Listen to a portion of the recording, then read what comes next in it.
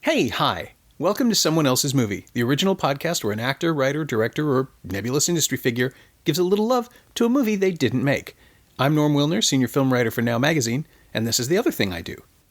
My guest this week is Grace Glowicki, an actor and filmmaker you may have seen in The Oxbow Cure, Suck It Up, Paper Year, or the short films Her Friend Adam and We Forgot to Break Up. She co-stars with Sheila McCarthy and Katie Boland in Grayson Moore and Aidan Shipley's Cardinals, which opens this Friday, August 31st at the TIFF Bell Lightbox in Toronto, and she'll be back at TIFF in September for Roney's short film Glitter's Wild Women. She's also just completed her directorial debut, a feature film called Tito. Grace picked Love, Gaspar Noe's 2015 drama starring Carl Glusman as a guy named Murphy and Iomi Muyok and Kiara Kristen as Electra and Omi, the women with whom his life is forever entangled. Omi is the mother of his child, and Electra is the woman he lost because of Omi.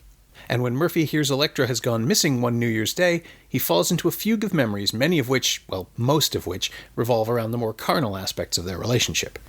Should I mention that this episode includes explicit discussions of sexual content? Because it does. This is Someone Else's Movie. Okay. I've been thinking about this a lot.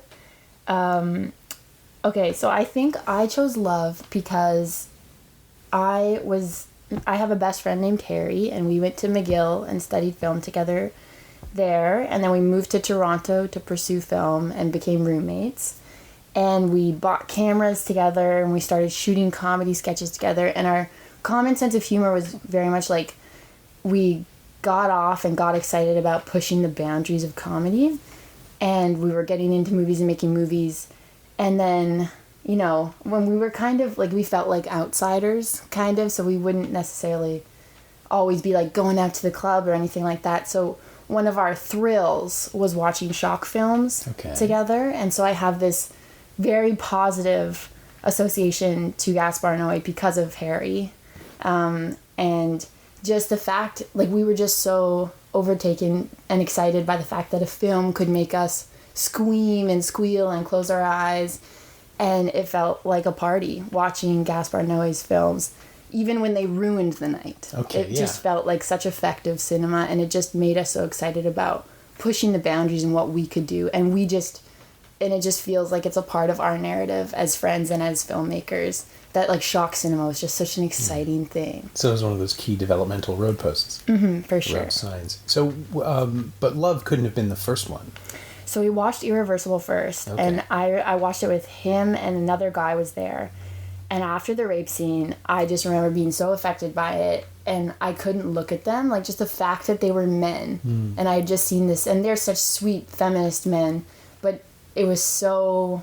I felt so angry when I watched that scene that I couldn't even look at them, and I was like, it's not your fault, but I just can't deal with you right now because you're connected in a very general way to this.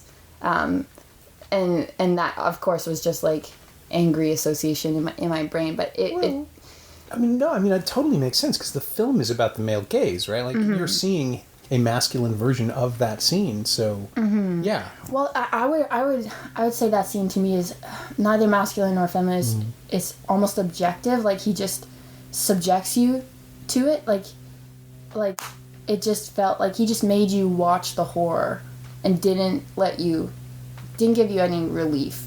So it just felt like, objective, like an objective, just like assault of just dealing with the true horrors that would be in that situation. Oh, yeah. That scene ruined my night, and then watching Enter the Void also just ruined my night. But the fact that it ruined my night, I was tantalized by. Yeah. It's like, that's incredible that a movie has the power to ruin your night.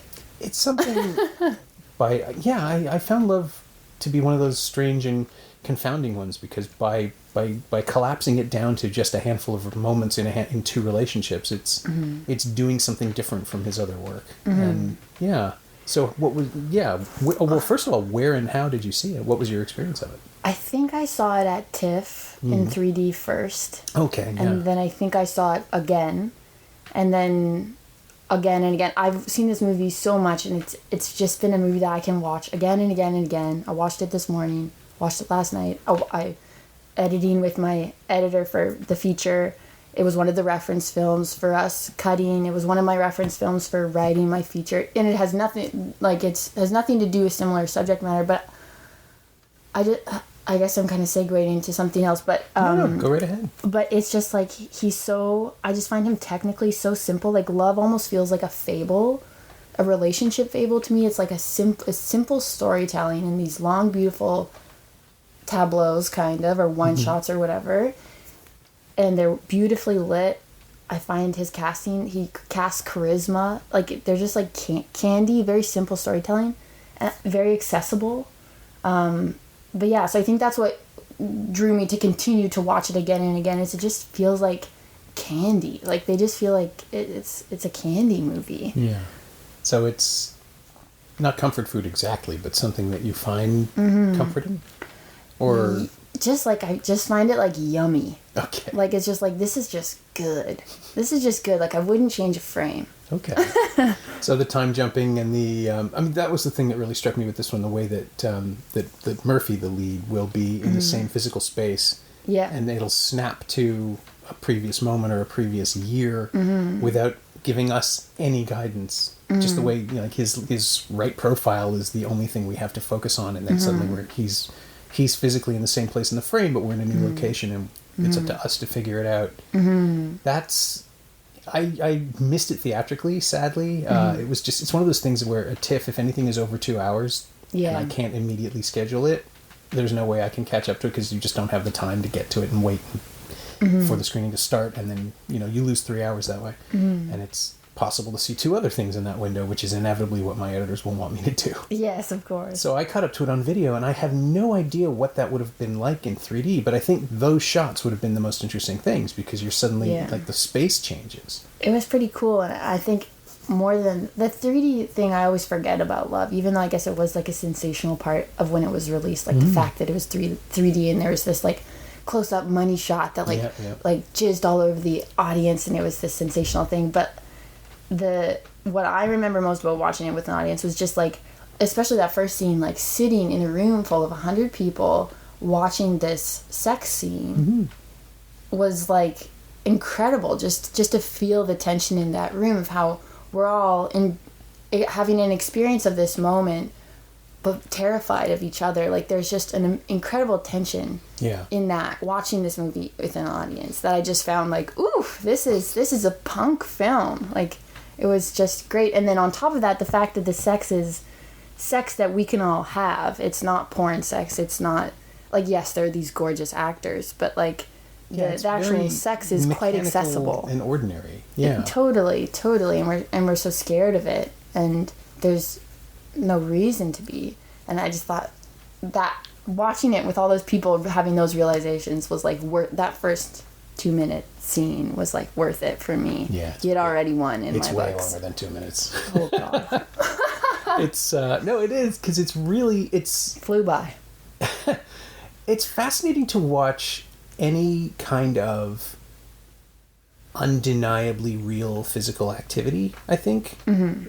Sex is the one that is most uncomfortable and fascinating, because we become self-conscious in an audience. I've seen, what was the one, there was something, Bruno Dumont's first film, La Vie de Jésus, has a purely mechanical, organ-specific pumping away copulation scene. First there's some animal sexuality, and then there are 2 people, the lead and his girlfriend, are having sex in a field, and there were maybe 8 people in this cavernous theater. The floor is huge, and every single one of us was shifting uncomfortably at this same shot, at this one shot of simply penis vagina pumping. That's all it was. They were reduced to that. There was no there were no faces, there were no arms or legs. It was just midriffs and genitals. And all 8 of us kind of went at the wrong, like at different moments, but we were all reacting to that thing. And I think that was the lizard brain responding to something that is undeniably really happening in front of the camera. And when you start the movie like that, it's confrontational. Just like, this is what it's going to be, and everybody in this room is going to just watch until it's over. Yeah, and it felt like confrontational, but like with a mirror. It was like, check yourselves out. Like, that's what it felt like. Like, I think people criticize this film and say that the acting and the characters are so unlikable and so unrelatable, but I find them incredibly relatable. I know tons of guys like Murphy's, especially 25-year-old guys, and I know tons of people that have sex like that. It's not as well lit, but like there's something about that first scene in the kind of sex in this movie that feels like, for the first time, I kind of felt like I was, apart from the gorgeous French actors and the lighting, I felt like I was, for the first time, watching myself have sex, and that, to me, was like incredibly political, and I'm sure it's been done in other films, but none that I had seen, right. and not in a venue like this, and that was really, like, it was so interesting that is radical, and that turns people off, and that makes people angry, and I just thought, like, wow, it's so interesting to me that this could be polarizing, that anyone could get angry about this. To me, just felt very interesting. I was like, and I think a lot of I've heard that Gaspar Noe say, and who knows if this is true, but like a lot of women responded quite well to the film, and a lot of men were very angry at it, and I thought that was interesting too, that and with Irreversible as well, like, there's just something interesting going on where even I heard him say that Irreversible was a rape revenge film, and that to me is so not the way people normally talk about that film, and so there's something about him that I find like maybe unravels like the male identity more than it unravels the female identity, and that to me is fascinating. I haven't articulated to myself why that is, but there's just something going on with him that like provokes some people and not other people, and why is that fascinates me. Yeah, I wonder if, I mean, now he's done it again, as far as I can tell, with Climax. He's taken the same visual approach. Yeah, right, the God's eye view thing. And in Love, you're confronted with these, you call them tableau, and that's exactly right. They're just these friezes of sexual activity from above, full body in the widescreen frame. There's no objective. Yeah, there's no illusion that there's anything else going on, and you're allowed to see that the people involved in the scene are focused. Like they're this is what they're doing, and this is all that their world is right now, and that sort of way that you're trapped inside with them. I think it's like a fable. That's why I say fable, because like there's no art direction around them at all. It's just like so simple, simple imagery. Yeah, it's bodies and maybe a sheet. But I think that's part of it. I think that makes us impose ourselves on them because they're basically blanks. Yeah. And that's I am led to understand, because I've never decided on a theory of pornography, but I think that's what it is about. Quote unquote proper porn, where you're supposed to imagine yourself in this position of power or this position of surrender, depending on who you identify with in a given thing. But I've never, this is such a lame thing, I've never been able to enjoy pornography just because all I see are camera angles and lighting, and I'm just like, oh my god, this is unpleasant. Yeah. All I see is like and I know there's different kinds of porn, but the majority of porn I find is just about like dominating women, and almost feels like the kernel of it is abusing women, and it doesn't feel like there's any love, and it doesn't feel like it just feels like hate fucking is what it's like, and the whole phenomenon of the money shot feels so degrading, and then the fact that that's like a thing that happens in most of them, like that's the cherry on top of most of them, just feels like the fact that our society consumes more sexual images like that than they do like Gaspar Noé's Love, to me is like such a disservice, because watching Love, it inspires you to have sensual sex.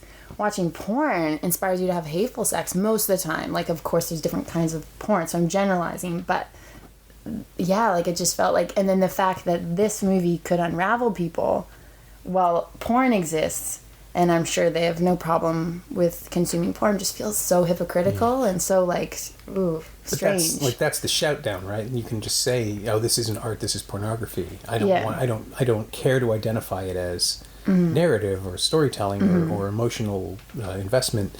It's just bodies, which it is, but we're also given enough insight, I suppose, into at least Murphy, if not the other two, if not the two women in his lives. We're certainly in Murphy's head. Like, we're literally in there with him the whole movie.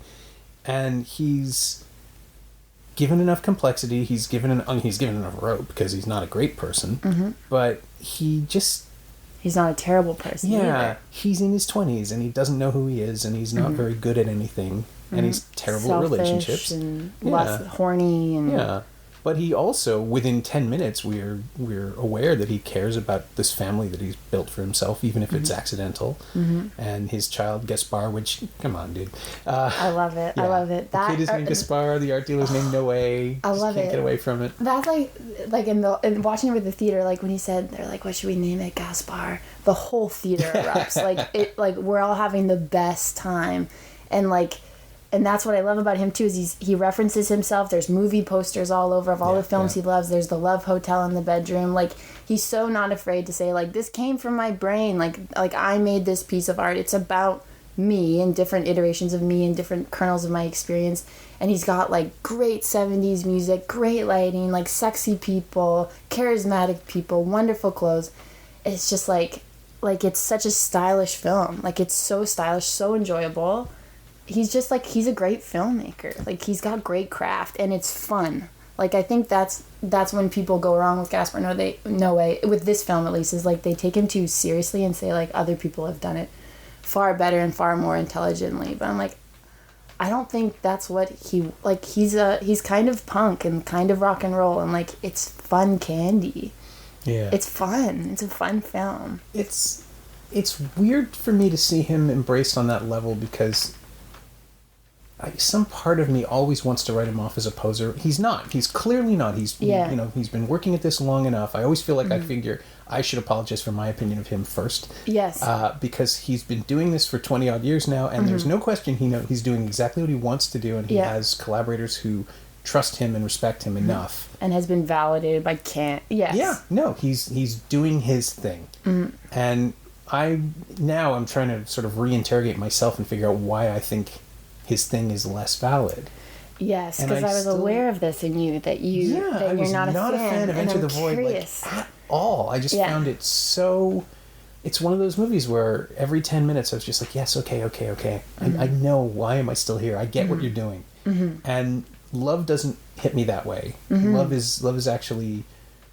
I don't know if it's as deep as he thinks it is, but there's stuff in there to engage with, and there's stuff going on above and beyond the provocation that he establishes at the very beginning. And I didn't get to review Love at TIFF, so I went back after I saw it and read a bunch of reviews, and then I caught up with them again just the other day. And I was really surprised, someone talked about the opening sex scene not paying off, and that it wasn't, there's no completion, which there is. Yes. And quite literally. Yeah. And I just thought, how do you miss that? Like, if you're that disconnected 10 minutes in, or 4 or whatever, how do you look down and miss it? I mean, what's going on? And are you late to the theater? No, he's describing the whole scene. He was clearly there from the beginning. It was just weird. And I'm trying to figure out if that's a similar thing that I've done with his films, where I've been there, I watched the whole thing, but am I checked out?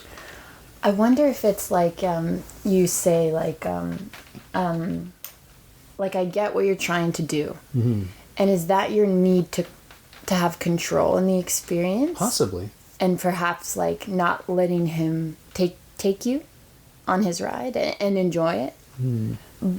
Though, they're not for everyone. Like, that film ruined my night. Like, I was, like, mad at him when I left. Right. But because it made me mad at him, I couldn't help but give him the credit of, like, you made a good film, because it affected me. And, like, you had me. Yeah. And so, like, I wonder, like, did it make you, like, did you get uncomfortable? Like, was it effective? Is being angry a form of is that a legitimate reaction? Or responding to the film in a different way, in an unexpected way? Or because that movie, I found it to be so, like, depressing, and it was hard to watch. Like, did you find it hard to watch, or were you not affected by... Yeah, I found it exhausting. I found it exasperating and exhausting. It's about I don't know, after about 40 minutes, I think it just felt like I had seen everything it was going, or rather that he wasn't going to come up with anything that I wasn't expecting, that he's established it, he's laid it out, and now we just have to watch the premise fulfill itself for another 110 minutes, because it was long. Yes. And I admire some of visually it's very impressive, and the effects he uses to pull off the single take, the floating thing, it's all perfectly valid, but he's not showing me anything about life that I don't already know, and he's not showing me anything about spirituality that is interesting to me. Yeah. So, I just felt like a hostage. And I guess that is that's why I think what I appreciate about them is they're almost horror films where it's you are a hostage, and that's the fun. It's because it's even to bring it back to sex, and that's how some people have fun when they're submissive in sex, and it's almost that's how I feel when I watch his movies. I'm I'm your hostage. You're gonna assault me now with your imagery, but the fact that he can do that effectively and it does assault me, there's just something that's it's just effective cinema. And then you can have, because it's just a movie, it becomes fun. Yeah, it's funny. Mentioning horror films really tweaked me to something. That's how it's how I feel about the Saw movies and the Insidious movies now. The films that move very slowly but very mechanically through a series of requirements, where we've reached a point now where horror films are very, very slow, and it's just a matter of false scare, real scare, false scare, real scare. And I hate know what's those. coming. Yeah. Nothing's going to surprise you. Yeah. No philosophy. Right. People are walking, or phony philosophy, like in Saw, where, I want to talk about the self. No, you don't. You just want somebody to pull their eye out. That's why we're here. Yeah. And those things have lost any thrill that they used to have for me. And that a decade ago. Because now it's all about how long you can make the audience sit still and wait for the thing. The scripts now require characters to walk into rooms and wait to be scared. You know, stand in the dark with a flashlight, and maybe a cat will come out, but then the ghost. And I just don't care about that stuff anymore. And I think maybe that's my response to Enter the Void as well, is that once you tell me what's going to happen and you simply let it happen, I don't need to be there. The movie doesn't need me.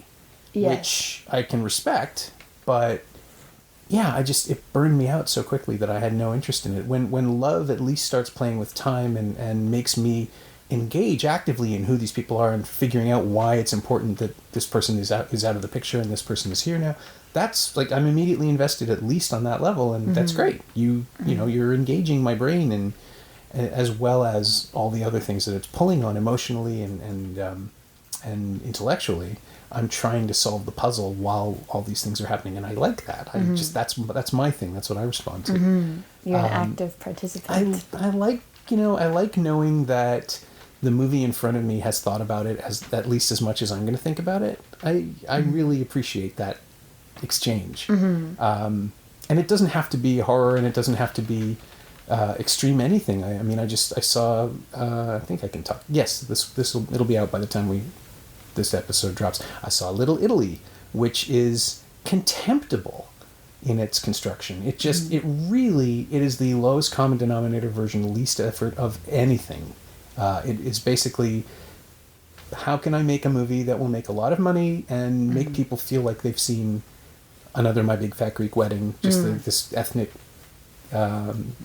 stereotypes. It's not racist, except it kind of is. And it's contemptible and contemptuous. And an hour in, when someone makes a bad joke about a Godfather line, I was just like, oh, why am I even here? Yes. That's my excuse to get up and leave. But when I came back, because I'm an idiot. But yeah, it's a larger trend, right, of movies that take the easy route, because on some level they're pandering to an audience that they imagine doesn't want to be challenged.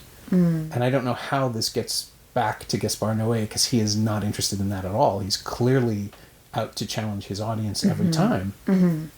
But the laziness of Little Italy and the Insidious movies and the Saw films is something that I felt in Enter the Void, simply because it's presenting you with what it's going to... It tells you what it's going to do, and then it does it, and it doesn't really matter if you're there or not. So, and I will say, I have no desire to watch Enter the Void again. Yes, it effectively ruined my night. It was effective on me.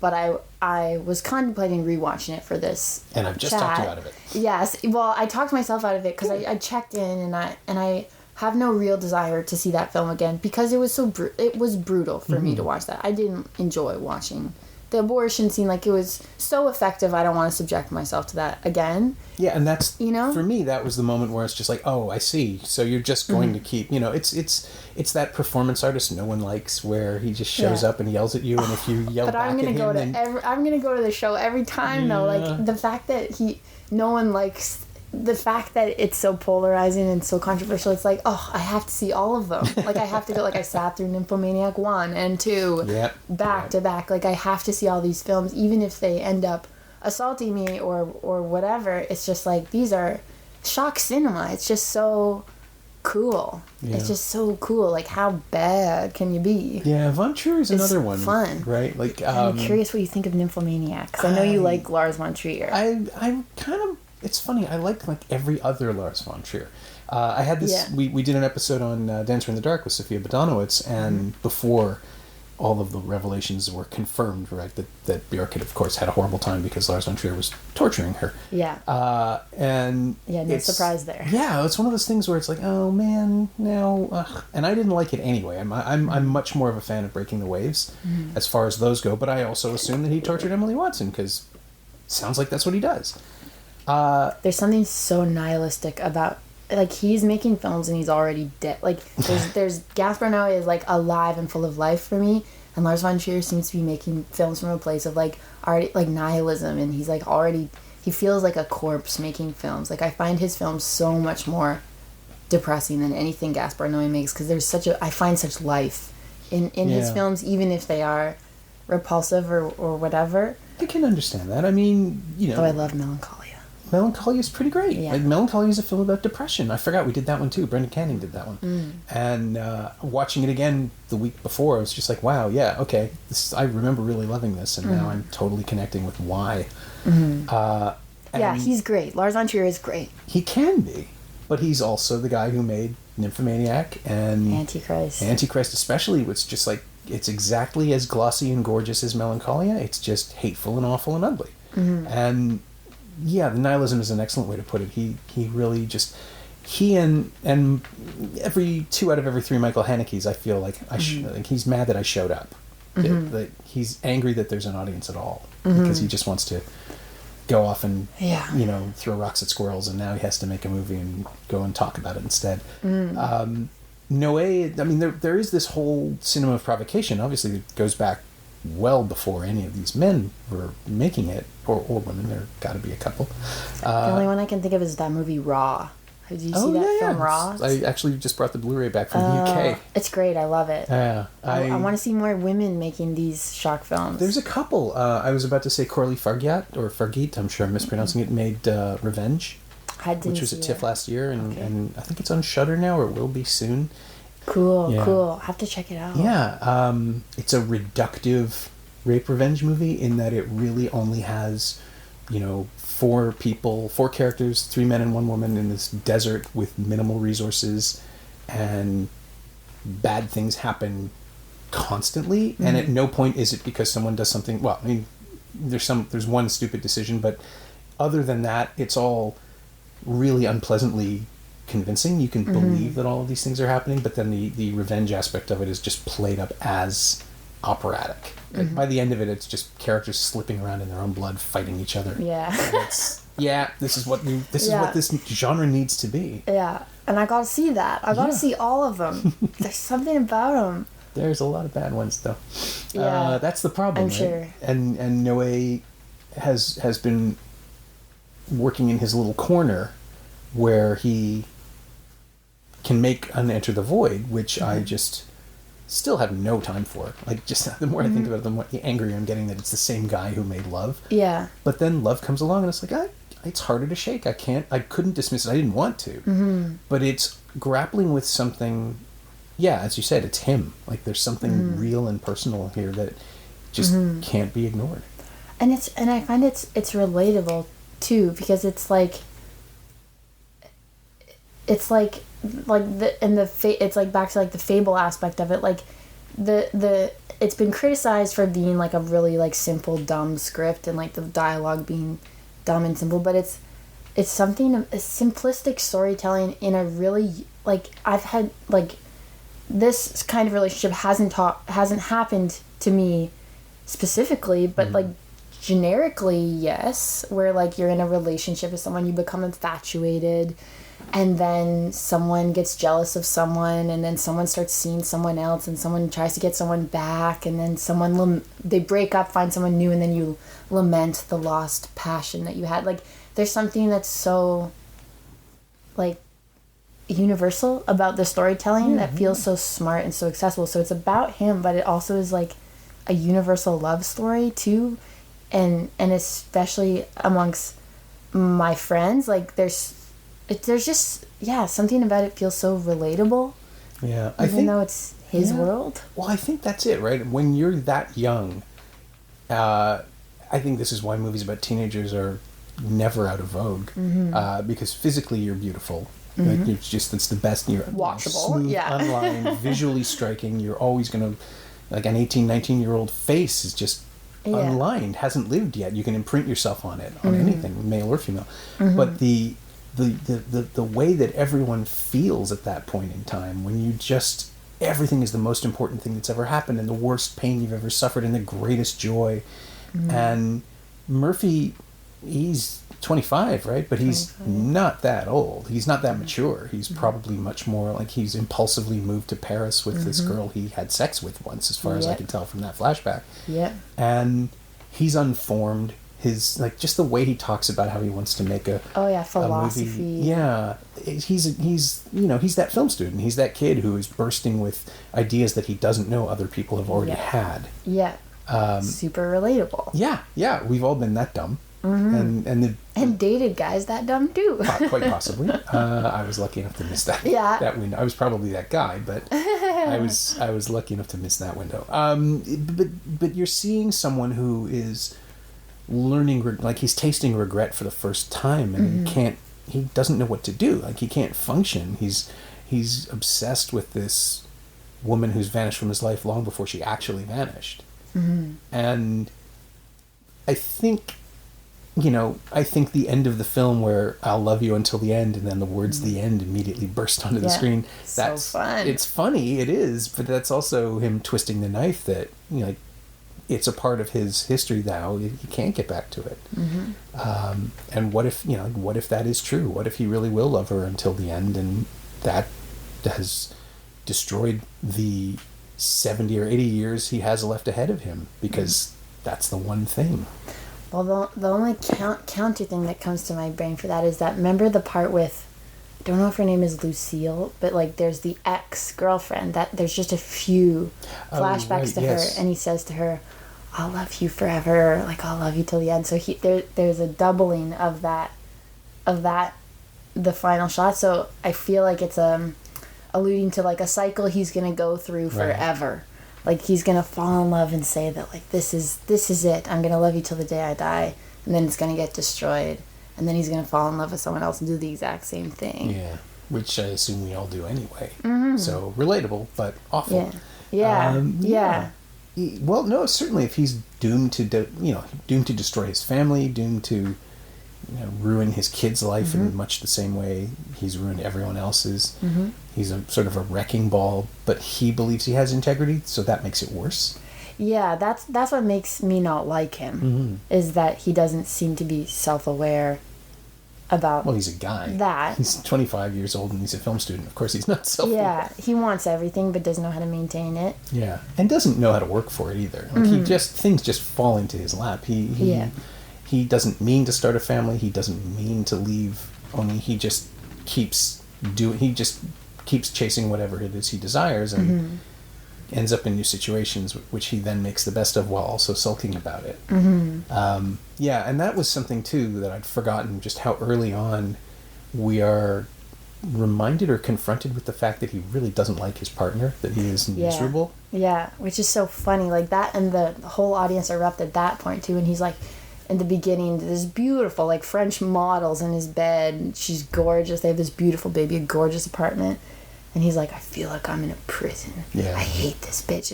And everyone was laughing because everyone's like, I'd take that. Like, you're in heaven. Like, there's nothing to hate here. But for him, because he's in his own, he wants more or other things.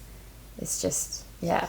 Yeah. It's funny. It plays very differently without a crowd, I'll say that. Yeah. I'm just like, ugh, I don't like you. Yeah. I have to watch you for another 2.25 hours.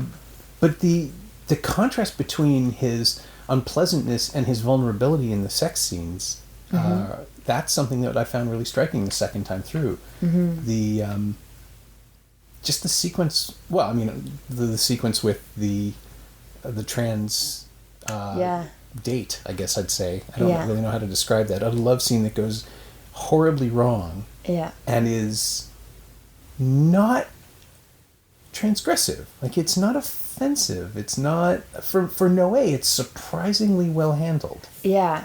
And that Murphy is the weak one in that relationship, where he's sort of laughing and excusing himself because he literally doesn't know what to do.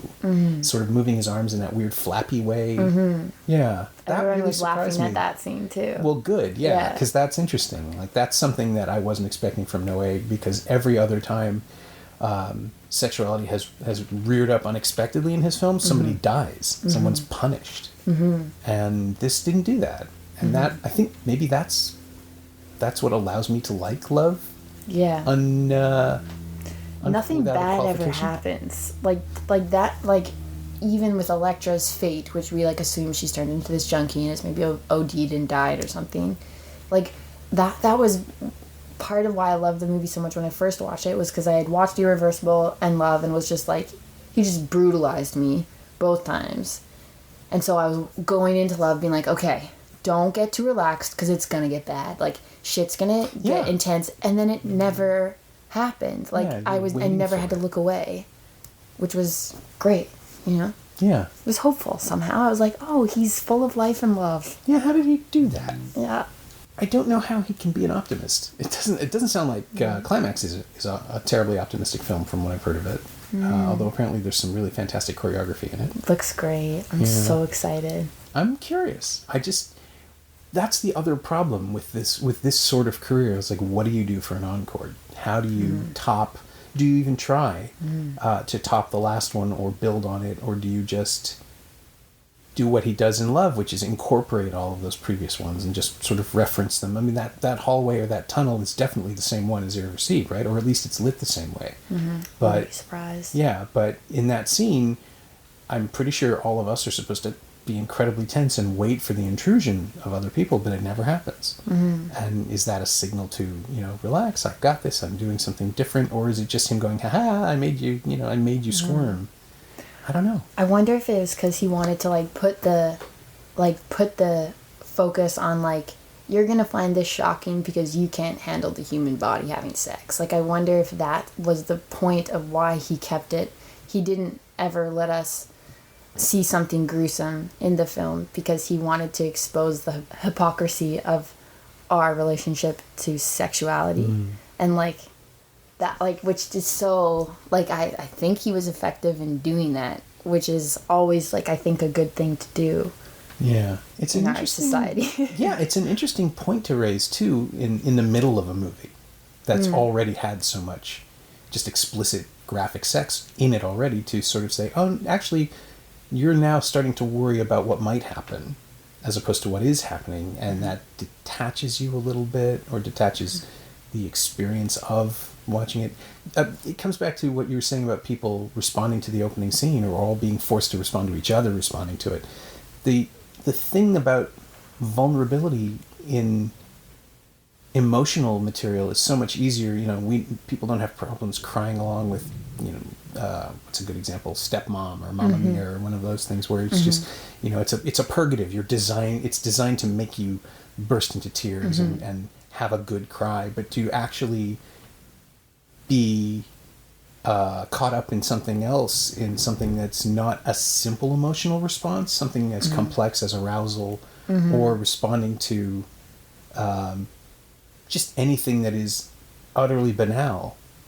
Is that it? Are we not supposed to think about what the other people in the room are experiencing, or is because you know the thing that I can't articulate this properly. The thing that fascinates me on its most basic level about cinema itself is that 600 people will be in one room, all seeing and hearing exactly the same thing. Yeah. And every single one of us has a different experience. Yes. Yeah. And when you add something as base as sexuality to it, it brings in all sorts of bizarre side judgments, and you start double thinking and triple thinking and checking your own response and wondering if the sound of somebody shifting means they're trying to hide their arousal or if they're just bored. And it is literally pulling you out of yourself over and over and over again to have that experience with people. Mm-hmm. And Noe only wants to do that. Like, that's all he wants to do is make you question your response. And the response of the 599 people around you. And, yeah. So I kind of want to watch Love in a Theater now with people to find out if it plays differently for me. It's interesting. That made me think of in an interview I was listening to, he said, he's like our genitals are as natural as our hands and our legs, but we don't treat them as such. And, like, that is, like, that's something to munch on. Like, that's something to make a movie about. Yeah. And to subject an audience to. And then that becomes like an engaging cinematic experience where you are engaging with it in an active way. Like, yeah, maybe more so than Irreversible and Enter the Void, what's cool about Love is, like, you're not just assaulted. You are kind of forced to engage with your own associations of sex and of, yeah. So, like, that, it's just, yeah, it's great. It's a great movie. And I find, like, girls, like Lena Dunham in Girls, I wonder if that's why she's so polarizing too, because she brings genitals and boobs and the human body in a sexualized and non-sexualized way into that show, and it tears people up. They get so angry, and people hate her, and it's like, wow, like, that just blows my mind that can provoke people, that can be shocking. Yeah. Like, well, I mean, when it's just our bodies and a natural act where we all came from, like, it's just, we're so weird about sex. Yeah, it's Sarah Polley in Take This Waltz has a scene at a public pool where there's followed by a locker room scene where there's just casual female nudity, full frontal and backal and buffal and sidle and everything else, just people wandering around. And I saw that with an audience of film critics, and it was all of us just going, just taking it in. And I think because the film is so aggressively sexual otherwise, that to have this being non-sexual nudity and just so completely deliberate in its staging made it okay to simply survey it, even though you were watching, you know, two major actors who I've seen in dozens of movies doing full frontal nudity, which is supposed to be a big thing. And, you know, inevitably on press junkets, it's always about, well, what about this? You know, what about this scene? And Sarah Silverman was talking about it on a podcast I think it was on an episode of Doug Loves Movies, and she said that everybody was just concerned about the lighting. It was just about how to make sure you could be naked in the shot, and it became mechanical and clinical. And Noe is doing that with sex as opposed to activity. And that makes it, that changes everything, because you're watching vulnerability and intimacy. You're scrutinizing it because it's there to be scrutinized. Like, that's what he wants. He wants you to, what you were saying at the very beginning of the conversation about thinking about your own performance and your own relationship to the mechanics of the act that you're seeing, because it is, some of it's missionary, some of it's side by sides, and it's all very simple and nothing's crazy, functional. Nothing's crazy. Yeah. Which is was another choice on his part, I imagine, where it's like very accessible, like nothing's shocking. Yeah. But we're shocked. A little bit. Yes. Yeah. And it's so well lit. Oh my gosh. Yeah. Well, it took me, I'm trying to remember how long it took me to figure out that there were 3 faces in the poster. Yeah. Because it's kind of weird and off-putting until you actually space it out in your head and realize, oh no, there's another tongue. It's not like a knot or some kind of weird elaborate thing. Because your first thought is, it's some provocation. It's the bad boy of French cinema. But no, it's just 3 people. And is that shocking? I guess not. And then the threesome scene, which is actually probably the most obviously it's the most complex. You have to keep track of body parts, but it's really positive. very consensual. Everyone's having a good time. There's a lot of hand movements. Yeah. Like everybody's being supportive. Yeah. It's really weird that becomes non-exploitative because, narrative cinema has told us that when a couple is threatened, and ultimately, yes, it does break them up, but in the moment, it's just one more long sequence. The music's different, which I noticed. It's a little more electric guitar-y and modern because, I guess going from classical two-person relationship to three. But it was really striking to watch the whole thing and go, oh yeah, they're all getting something out. Like nobody's being taken advantage of, and this childish fantasy, the way it's presented, tell me your darkest desire. Well, I want another woman with you. That's what I want. Oh my god, everyone erupted at that point too. Go figure. And the music swells and she's like, sex with another woman. And then it's music swells, everyone laughs. Yeah. The only part actually watching it that I question in the whole film is just that girl was 16 was 16 right. in when they ask her how old she is and she says 17, no 16, and he's like, I love Europe. That's the only part that I found well, that's not good. Yeah. That's not good. And then I sort of countered it by saying, well, I'm sure that happens and is, yeah.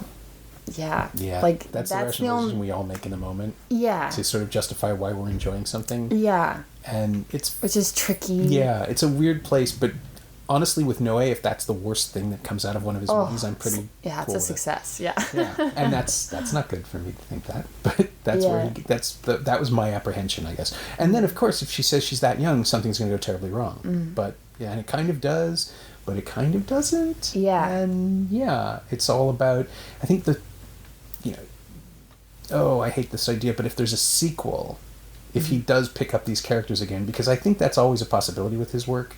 Just the way the way the Love Hotel shows up in here, there's always the chance of an echo. Yes. In a later film. I'm kind of curious to see where they've ended up as a couple, because I don't think Murphy has it in him.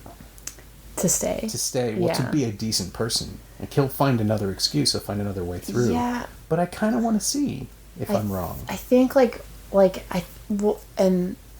think Gaspar Noe kind of gets off on telling you how it's gonna end, because even when they introduce Murphy and then the text, I love his use of text when the text flashes on the screen, says Murphy's Law, anything that can't go wrong will go wrong. So it's okay, Murphy, we get you from beginning to end, you're gonna fuck everything up, and that's who you are, that's what you are. And so I think he'd probably just continue to be a fuck up. Yeah. And again, this was the thing that I didn't like about Enter the Void. It's a statement of intent, and this is where we're going. But here, there are enough curveballs, and there's enough humanity to just keep me engaged. But he'll screw things up. Yeah. It's his deal. I think so. Yeah, or he'll screw things up, make a movie about it, and this is the movie that he made, which is the other big film student loop. Yeah. It's you only understand yourself, so you have to make that movie. Totally. And I wonder if it's if this is a part Gaspar Noe as a young man, and he's since grown and learned and changed, but this is sort of a personification of him being young and naive and dumb and into drugs. Well, certainly if Murphy is the young idiot version who just wants to, want to make movies about blood and semen and life. He's still doing that. Yeah. And then you have Noe himself showing up as an art dealer who is presumably more refined and just a better judge just by definition of what it is that is artistic and real. This is maybe the midpoint, and that's how he sees himself now and how he sees himself, or how he saw himself before. It's no longer valid, but he's still making the movie about the guy who's no longer valid, so where evolutionarily are we here? Yeah, it's very strange. Yeah. It's very confusing. This is one of the things that fascinates me about him. I never really know if he's doing this consciously or if it's just happening. If he's reacting to his own ideas and putting them in there just because, it fills a scene, or if there's a larger intention. And I still don't know with this one, which is probably why I find it fascinating. I like to think just because he is Gaspar Noe and we all know his name and he's been validated by so many smart people, I like to think he's incredibly conscious and talented. Just because that shit doesn't happen by mistake. I think you don't become Gaspar Noe if you're not self-aware. I think so. I consider him an auteur for sure. Oh, he's absolutely that. Yeah. No one else is doing what he's doing. Yeah. So, good for him. Yeah. But this does bring us to the closer on the podcast, which is, what, if anything, and you've sort of hinted at it, of your own work is influenced by, have you stolen or borrowed or just incorporated any of his work into your own? I think, in particular, love is really what I connect to, but I would say it's made me unafraid of simple writing, and I don't judge it in a way. I used to think that everything smart had to be complex, and now I find a lot of intelligence in simple storytelling. I'm really curious in continuing to write in simple storytelling and almost fable-like storytelling. It's made me unafraid of simple dialogue. He's made me unafraid of pulp, of like comic book storytelling. I find his films always feel like kind of comic books to me. He's also made it feel okay to have characters isolated in space without a shit ton of realistic art design, to like isolate characters by way of just a spotlight, right, and to have that be an okay place for a character to exist in a scene. It like he's really inspired me in a lot of ways. He's so visceral. I find him to be like a very body-based filmmaker, and I think there's a lot that we as a society, we need to get back to our bodies and get back to our body intelligence. So I'm very interested in making visceral cinema, and I think he does a great job of that. His use of music, he's not afraid to be on the nose. Like, he's not afraid to like swell the music when she says she wants sex with another woman, whereas other people might try to find a way that's more subtle and subconscious and a little more like pretentious perhaps to accomplish those things. And he's just really given me permission as a filmmaker in a lot of ways to keep doing all those things. So yeah, he's one of my favorites, and this movie is, I'd say, top 3 for me. And what are the other 2? I have to ask. Of course. Okay, let's think. Daisies. Oh yeah. Is one of my favorite films. Mauvais Song. I'm a huge Daniel Levant fan. So Holy Motors. Yep. Mauvais Song. What else? I think that's kind of all I can. Oh, Eraserhead would be a big one. I think that's it. Yeah. It's a good range. Yeah. I saw Daisies. I mean, Daisies is one of those films. I saw that when I was too young. I was 18 or 19. It was first year of York Film School, and they threw it at us with no context. We did not have the best professor for film theory, and it was just dropped on us. And I definitely did not connect to it. Like, my guard was up, and it wasn't until I think it was in the Criterion Eclipse set, I think, when it was re-released, and that would have been, I don't know, 8 or 9 years ago, that I actually just watched it again properly for the first time, and it's like, oh no, there are themes in this film that I completely missed, that I duded out, or whatever it was. I was too cool for it, and I just dismissed it. And nope, there's some really complex, like just the idea of staining something and spilling something was a reactionary, revolutionary act in that film. Yeah. And similar to Gaspar Noe too, like Daisies is like very much, I'm into like collage films that feel like collages, and films that have different textures and stuff. And Daisies and Gaspar Noe, like they're both unafraid to like tint an image, to put text on an image, to make a film that's an entire montage. Like, in many ways, Love feels like a giant montage to me, because it's just pieces. The choices of editing, absolutely. Yeah, and even those little flicks, which we haven't talked about, those little flicks in the editing, which are just feel like a stitch, really. It feels like an editing stitch. Like, there's no real intention behind some of them. Yeah, I was wondering what those would feel like in 3D, just because I assume it's even more disorienting to have to reorient your, like, literally refocus when that happens. It felt like a blink every time for me. It felt like a true, like, the length of them even. Yeah. It feels like a blink, or the changing in a viewfinder of like a little one of those puppies. Like a Viewmaster, yeah. Yeah, Viewmaster or something. That's interesting, especially with the 3D effect. Which speaks to the montage, collage, stitch thing, actually. Yeah, and Daisies was produced during the sort of prime Godardian moment where all of those things are influenced. And they were influencing each other and crossing back and forth. So, yeah. Okay, now I want to find out what Gaspar Noe thinks of Daisies. Yeah. Let's see if we can get him on the show. Yeah, seriously. Call me so I can come. How's your French? Oh, not good. Yeah, better than mine, I bet. My thanks to Grace Glowicki, who co-stars with Katie Boland, friend of the show, in Cardinals, opening this Friday, August 31st at the TIFF Bell Lightbox in Toronto. She'll be back at TIFF next month in Glitter's Wild Women, screening in Shortcuts Program 8 on September 9th and 15th.